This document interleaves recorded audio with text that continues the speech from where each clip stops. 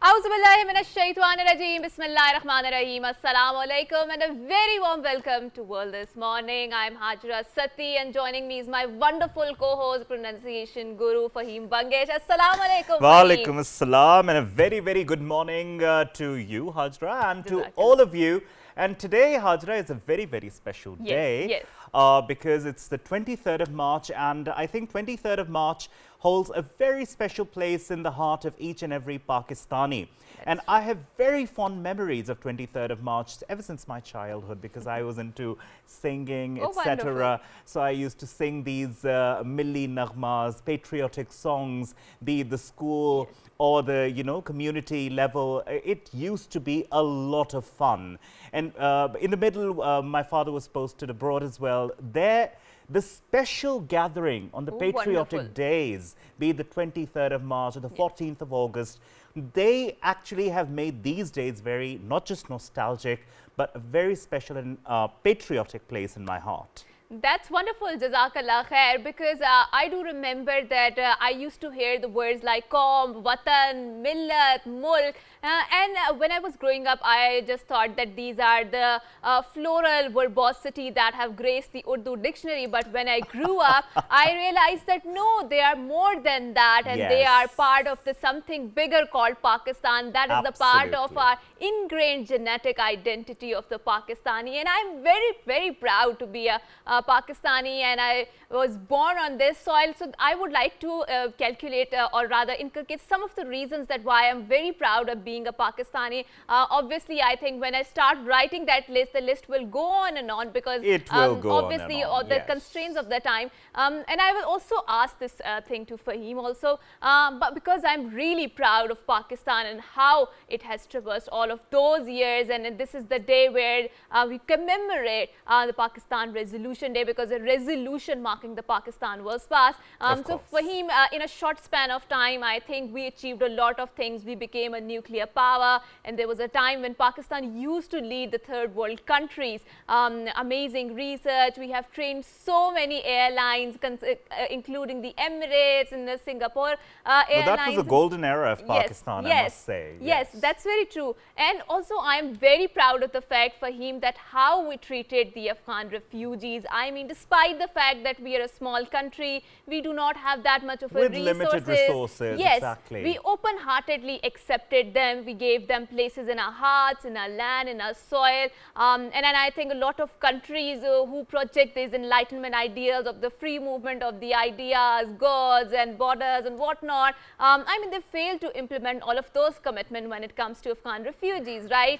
And I think we are one of the most hospitable nation on the planet Earth, because I think... And this is a common comment. Everybody who comes to Pakistan for the very first time, any foreigner or any person who comes from the neighboring countries or anyone who's been abroad for a very long time and comes back after a very long time, they say the same thing. Pakistani people are warm, they are hospitable, they're just amazing. And all the foreign propaganda against Pakistan is simply false. That's very true. And I think this is where the perception changes, and this is where the true face of Pakistan comes up, because Pakistan is so much more than that. Our cultural diversity, our landscapes diversity, this adds up to the beauty of Pakistan. And I think being a Pakistani, I can once again say very proudly that I can uphold the flag of Pakistan. And I think it's time that we start thinking about how we can contribute towards the growth of Pakistan. Absolutely. Each and every person has to contribute, being a responsible Pakistani. And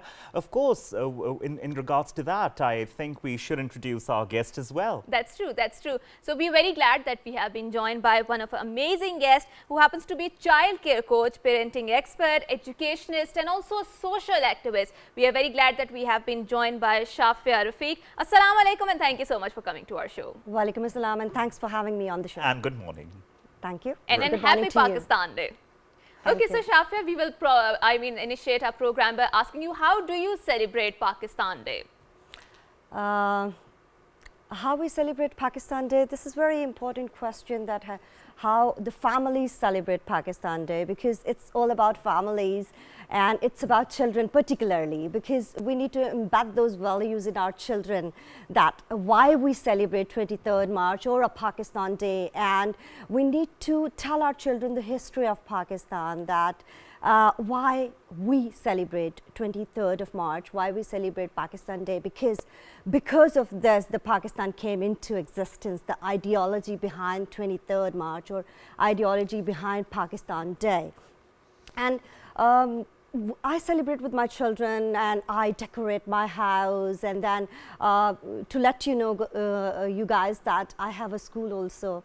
I run a school, you see, and I have a childcare center also, and it's a huge responsibility on my shoulder and my teacher's shoulder, that I'll be telling them the history of Pakistan, and telling my children, my school children, my own kids, that we need to worry about Pakistan, we need to care about Pakistan resources, and how we can utilize the best optimum level to our resources, and how we should not waste it, because they're young generation, and they should know that how much sacrifices we have put into, the Pakistan came into existence. Absolutely. And how our forefathers have sacrificed for this nation, and how we need to be very careful for using our resources and all.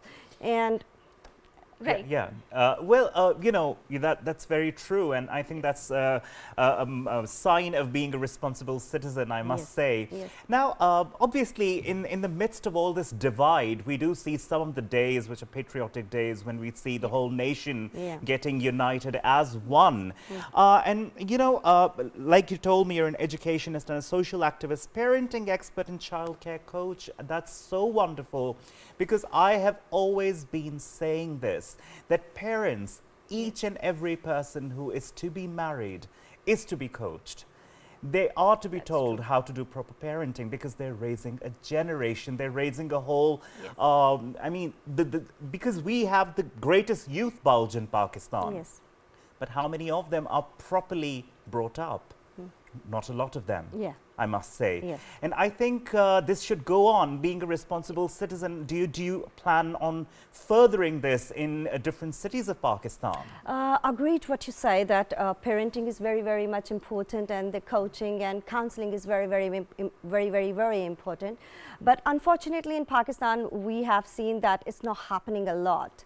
And exactly. And your question, that am I looking forward to expand it, or am I looking forward? Yes, definitely I'm looking forward to expand it. What we do is that we do parenting sessions, and we do childcare sessions, and we educate parents. We do workshops, not on that big level, but we are planning towards, and there are many institutes who are doing the same. Right. So I'm glad that the initiative has been taken, and there are institutes who are working on that, and even on the government level, they have embedded all those values in the single national curriculum also. Yes. That patriotism, and then how to brought up your children, and how to do parenting, and how to be a sensible parent, and how to be a vigilant parent, and how to keep an eye on your child, giving them all the leverages that they are in independent country, and they celebrate that independence, but still they have to be responsible. Absolutely. And I think I would like to build on the conversation that my very worthy colleague has built upon, which is about inculcating the sense of social responsibility and the duty towards the citizens of the Pakistan, and how to be a responsible citizen in itself, right? And I think that stems from the very fact that we have to train our kids, we have to train our youth in that way, because like Fahim mentioned, that there is not much focus on the parenting. It is something considered to be very innate that will come with the passage of time, right? True. But I think that the more needs to be put on there, because obviously your child is not just a part of your existence. He or she has a separate identity, and how to inculcate. And I think in an era of digitalization, where we see so much awareness and individuality, I think it's a challenge nowadays, how to harbor that individuality, and how to inculcate children with that sort of social responsibility, that they will contribute towards the growth of Pakistan. So you mentioned that you are a child care coach, which is a very interesting label. So would you like to elaborate on that? What sort of niche do you cater to it? And if someone really wants to approach you, what is the way out there? We actually educate parents how to help their children to develop at the optimum level. I see. And that optimum level is all developmental domains, which covers physical, cognitive, social and emotional, and language development, all ethic, moral, values, citizenship, all these things that we design activities, and we do parenting session with parents and tell them by adopting or practicing certain kind of activities, very easily you can inculcate all these values into your children, and particularly when the child is very young.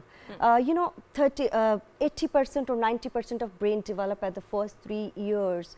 When the child born from birth to 3 years, 80% of the brain develops. Okay. And if you don't see that optimum window, if you don't utilize that window of development, the child lacks in several areas. Actually, you're right, because I read an article about this. There was a research paper, the first 1,000 days of a child. Yes, absolutely. Oh, yeah. And they are the most critical and the most important days of a child's life, because we say in Pakistan, it's a common saying that बच्चे को क्या पता? What does he know? Exactly, exactly. Right? Yeah. But they know, the children know. Exactly. And it's so interesting, and I'm so glad that you've brought this up and you know and you're spreading this knowledge among parents and children. Absolutely. That's amazing, really. Now, talking about, like you said, there are a lot of challenges. We're talking about the Pakistan Day. We're talking about how Pakistan has come such a long way, alhamdulillah. But the country is facing a lot of challenges. Yes. Now, being an educationist, education is something that's pivotal. There's dearth of knowledge, dearth of education if we see the majority of the Pakistani nation. So what do you think needs to be done in order to perhaps spread that knowledge, spread education and make it more common? I will come back to the same point that once we talk about parenting education, I believe it's very, very, very important that parents should aware, because how many students, how many children are going to school? You know the numbers in Pakistan, they're out of school children numbers, and they don't have access to the formal education and all. But if we start doing parental education on the massive levels, as for example, and we start making them aware that how your child develop, and you know, the kids don't have the ethic, moral and values. That's the first thing which is needed to be sorted. In Pakistan, if you go abroad, let's just give an example. It's very important, people should know what is the reality. If you go abroad, you know that they have inculcated truth. They don't lie. All these terms, we Pakistani, we Muslims, we believe that we should not be stealing, we should not be lying, we should be very, very clear what we are doing, and we should tell the truth. But I have seen here in Pakistan that the children are brought up in such a manner, they cannot even differentiate between lie and truth. They cannot differentiate of stealing or picking up thing or asking. These are the basic values. If you talk about Pakistan, what we are doing, what the politicians are doing, it's all about brought up, how you start your children, how you embed your values, how you teach them ethic, moral and values, and eventually they learn writing, reading skills. It's very easy. But making a human being, making a responsible human being is very important. Then comes the citizenship. Responsible human being is across the world. Doesn't matter you go to whichever country. But the thing is that you should be ethically, morally a responsible human being. Talking about morals and ethics, you know, I was reading something about Japan, Hajra, and they say that until grade 5, they just teach their children morals, ethics, behavior, respect. Absolutely. And we, on the other hand, as opposed to Japan, we see in Pakistan, we have heavy bags to children. The focus is on studying. The focus is not on the morals. Absolutely. Which is perhaps, I think, quite sad. And I think as a nation, we should inculcate that, and we should learn from other nations, from other peoples. Don't you think so? Absolutely, absolutely, I agree. And I must quote that now this single national curriculum, they tried to put on all these things, but actually it's not about the books. it's about teachers training programs also. Yes. You see, if the teachers, they are not aware how to implement those studies, those books into the classroom environment, what can we expect what they're learning? They're just reading it out, not understanding what actually it is. So it is very, very important that we take a massive steps on parental education, on teachers training, and apart from that, we are supposed to be training our children. For example, my son never wash washroom. Why is that so? I mean, you use the toilet and you're responsible that it should be clean. Yes. Maybe people think it's a very minor thing, but to me it's a very important thing. Go to the public places, go to cinemas, go to any other places which are very public places. You will see the worst thing you will see is the health and hygiene. Yes. Even if you cannot train your child at home, doesn't matter you're educated or you're not educated. If you cannot teach Islamic values to your child, look at where we are. Where we are, this is a question mark, it's a big question mark. The things we know, we are not even doing that. So the alarming situation is at least whatever we know, we should implement it. Implementation is the first key to the success. Yeah. And I think that starts from the house, like you very rightly mentioned out. So let's build upon further conversation and regarding the challenges that Pakistan is facing in a modern 21st century, in the age of digitalization, where there's so much awareness regarding the social media. And I think there were a lot of debates regarding social media when it initially entered the stage, that how the rational discourses are going to be held among the free and equal participants. But now there are a lot of people who are asserting, certainly contesting this assertion. And obviously we have seen that how there's incivility, especially on the debates on the social media. And I think it has developed into very mediocre sort of an event, medium, where people are just very polarized, they're fragmented, and obviously the sort of personalization of the algorithm that is taking place on the social media is certainly a challenge to tackle, right? And especially when we talk about morals, when we talk about ethics, and obviously when we talk about the social networking sites, there's this focus, lot of focus on the rights, right? This is my right to free expression, right to movement. There's an entire list of that.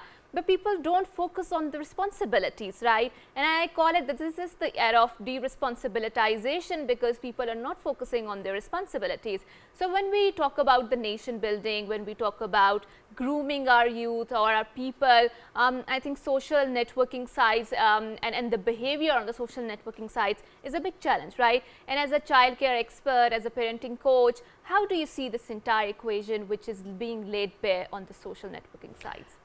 Absolutely, it's a big challenge we have seen, but honestly speaking, again, it comes to a great responsibility of parents and responsibility of teachers, that how they counsel the children what to see and what not to see, what to watch, what not to watch. But you tell me, if you are on the telephone, let's say if you are on the mobile, you have a smartphone, and the very first thing you will see these days, reels. Yes. Okay. And most of the reels you will see is just fun. It's just a grab, pardon my language, but most of the stuff you will see which is not very informative or at all informative. So the question is, if you see, I was reading somewhere, or I was watching somewhere, that China algorithm and all that you spoke about, that whatever they are showing in China is absolutely different what they are showing in America or in England or any other place. How it works is that in China, whatever they are showing on the reels and all that is about patriotism, how to become a good citizen, how to value their forces, to value their country, to value their resources, to value their products. And whatever reels you see, their youth are watching that, because it's not displaying anything else, so they don't have any choice. But if the same thing they're doing business or something, they are showing something else. So same is the problem with us, if at the government level, at massive level, because we alone cannot do it, let's accept it. But on the government level, if they keep check and balance on all these things, I believe it can be done. It's not that if they can do it, why we can't? Yes. Well, first of all, thank you very much, Ms. Shafia, for coming in. And I hope that this effort of yours goes a long way. Thank you. And I hope that the parenting, coaching and childcare coaching becomes more and more common in our country, because it's need of the hour. I think everybody needs it. With the growing population, with the growing youth bulge that we have in Pakistan, I think we need to have more responsible citizens and a more responsible country. Thank you for joining in, and I hope you have a brilliant Pakistan Day. And with that, we'll go on a short break, and after that, we have some interesting conversation lined up, so don't go anywhere.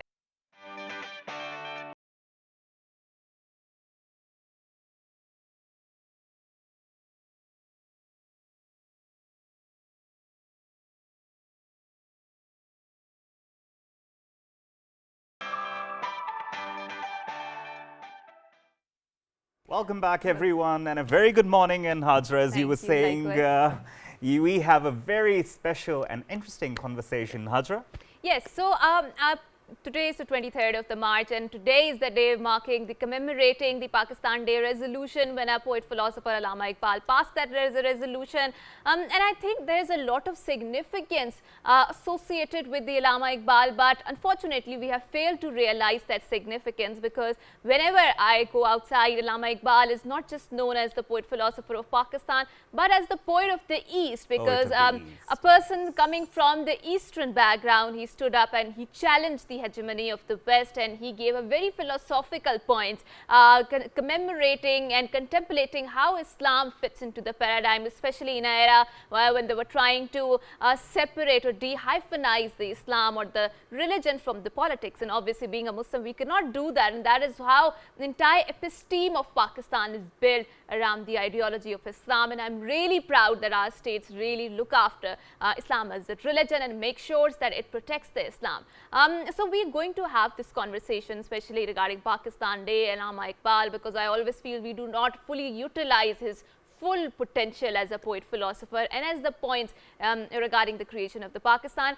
So building further a conversation, we are very glad that we have been joined by one of our favorite guests, who happens to be an author, analyst, and he is Sabahuddin Saab. Assalamu alaikum. Thank you so much for coming to our show. Wa alaikum salam and happy Republic Day. Thank you so much, sir, to you too. Thank you. Sabahuddin Saab, you're an author, you're an analyst, and something that really interests me whenever I meet someone who writes.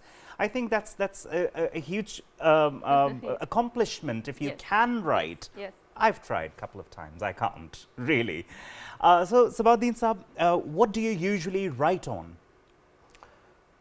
First and foremost, I appreciate your kind words towards the writers, which is normally not, understood in this context where we are in Pakistan, because the writers and people who think and people who write, they are categorized and labeled.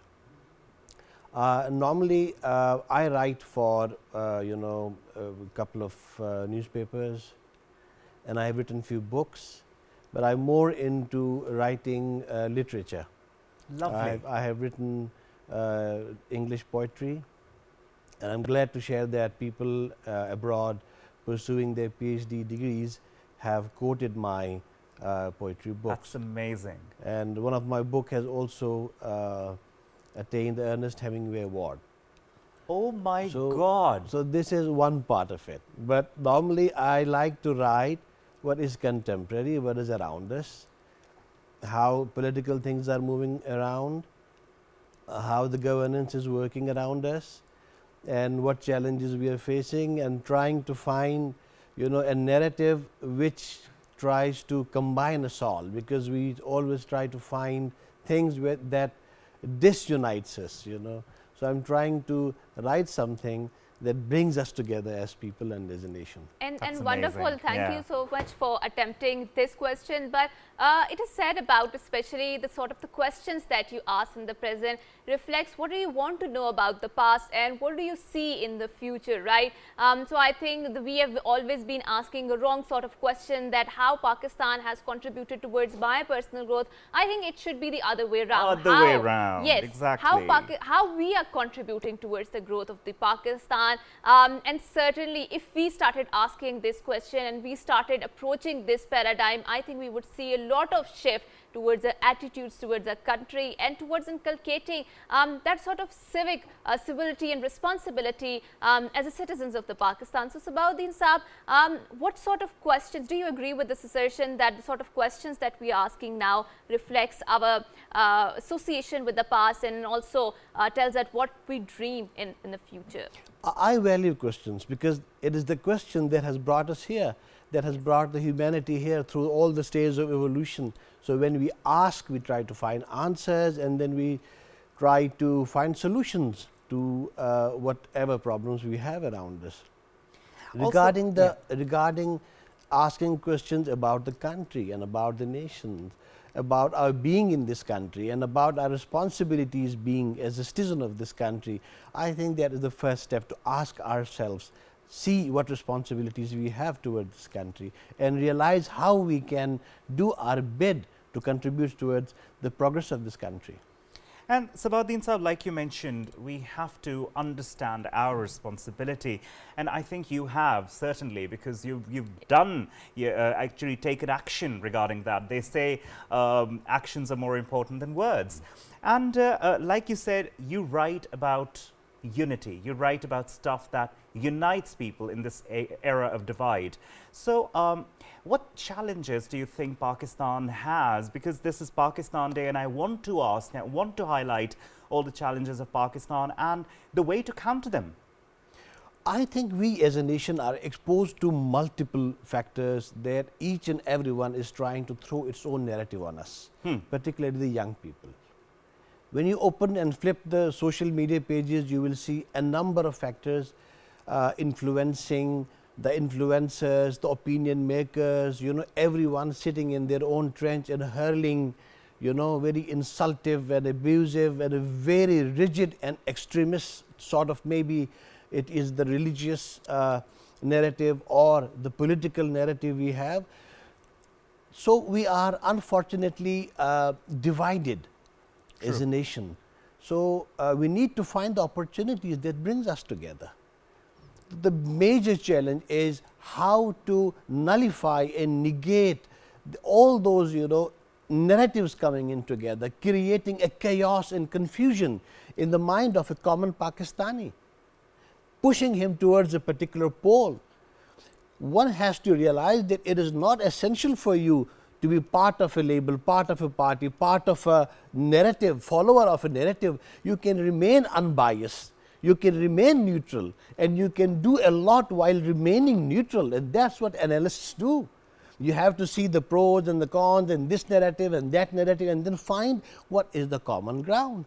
And make an informed decision and then give your opinion about that. The narratives, and it may be the political or the social or the religious, they have become a sort of entertainment more than information itself. What we seek is information and knowledge. What we are getting is the drama and entertainment, and unfortunately this is pushing us into the confusion. There is no intellectual discourse, unfortunately. Yes, because we have not left any room for the intellectual discourse. Because we are getting offended by the intellectual discourse. We do not listen to the words of wisdom. We listen to the sound and voices that are loud, not those that are sane. I think there is an intellectual discourse, but sometimes it gets shrouded in extreme emotionalism, which is, I think, hindering our intellectual ability to respond to a lot of challenges. But let's talk about, when we talk about the intellectual discourses, about the two-nation theory. And Fahim, it has been validated again and again, especially in the contemporary era, because how we see, especially the India, the way they are treating Muslims out there. And it was said very famously in the subcontinent back in the old days of the colonial times that we were Muslims, but not by the definition, but by the discrimination that we faced, right? And that is why the two-nation theory came out, that the Muslims are a separate nation and they need a separate homeland where they could practice their religion. And certainly, Fahim, every day I'm really thankful to Allah subhanahu wa ta'ala that I've got a homeland where I could practice my religion openly. Alhamdulillah for saying that. But so let's contemplate a bit on the two-nation theory, its validation, discrimination, and how do you feel its place in the broader ideology of Pakistan? Hajra, I love the word when you say that discrimination was the actual factor that pushed us towards the creation of Pakistan. So when we say that Pakistan was created for the Muslims, right, but we should also say that Pakistan was forced to be created, because the situation and the environment was so created for the Muslims that it was not possible to survive and thrive in that heterogeneous continent. When we say the subcontinent, it's not one country, one nation. True. It's a mixture of nations coming in together. And a time came when the Muslim realized that it is not possible, particularly after the 1938 and 1939, when the Provincial Muslim League floated the first resolution. That was the first thing. In 38 it happened. And then it manifested itself in 1940, when we realized that actually it is not possible for Muslims to remain tied up in slavery under the Congress. And because the environment was so that, and actually I believe and say, and what Justice Javed Iqbal also says, that Pakistan was actually created by the Hindus. They pushed us towards, they forced us towards the creation of Pakistan. Otherwise, Qaid himself and the Muslim League was in the concept of creating separate states within the ambit of India. Exactly. So, but things, and it was destined by Almighty Allah that Muslims will have to have their own separate homeland, and we are thankful to that. And actually, one thing we have to highlight here in the Pakistan resolution text is that the narrative that was created in 38, affirmed in 1940, later on that resulted in the coining the name of Pakistan, the superior, intellectually superior narrative prevailed. Pakistan was created due to the prevailing of a superior logical intellectual narrative, not by by force or by agitations. So it was the narrative that prevailed. That's very true, and I think I won't want to build up on this conversation, especially Fahim. I think we are aware of the fact that Quaid-e-Azam was first a member of the Congress, right? True. Because he was struggling jointly against the colonialism, against the colonial mindset, and he wanted the freedom for the subcontinent. But there came a time when he also joined the Muslim League, and there was a time when he was a member of Muslim League as well as the Congress, and he was labeled as the ambassador of the Hindu-Muslim friendship, right, by Mrs. Sarojini Naidu. But then again came a time when he saw the attitude of the congressman, that he left the Congress and he joined Muslim League, and he had to separately wage a struggle against the colonialism and for the creation of Pakistan. So let's talk about the poet philosopher Allama Iqbal, because I always feel in Pakistan's discourses his potential is very underutilized, and I think we need to learn more from him. The way he gave an idea of Pakistan, an idea of Ummah that prevailed, and how as a Muslims we have certain responsibilities, right? So sir, let's talk about Allama Iqbal, because initially he floated this idea of Pakistan in his resolution, and that is why we are marking this day, commemorating it. Do you feel that we have underutilized the philosophy and the potential of Allama Iqbal in our national discourse? If we tie Allama Iqbal only to Pakistan resolution and only to Pakistan, it will be great injustice. That's true. Allama Iqbal was a global personality, a universal personality, known world over as Iqbal Lahori. His thought, his intellect, his wisdom, and the way he carried himself, and he experienced each and everything. People sometimes criticize that, look, when we study the literature of Allama Iqbal, he is, contradicting himself at various places. But that's what poets do. He gets influenced by the circumstances surrounding him. And as they change, he evolves himself. And a poet, a philosopher, an intellectual is never rigid. So he changes himself, and Allama Iqbal did the same. And if we study Allama Iqbal's poetry, I think it's a universal poetry, it's a universal message.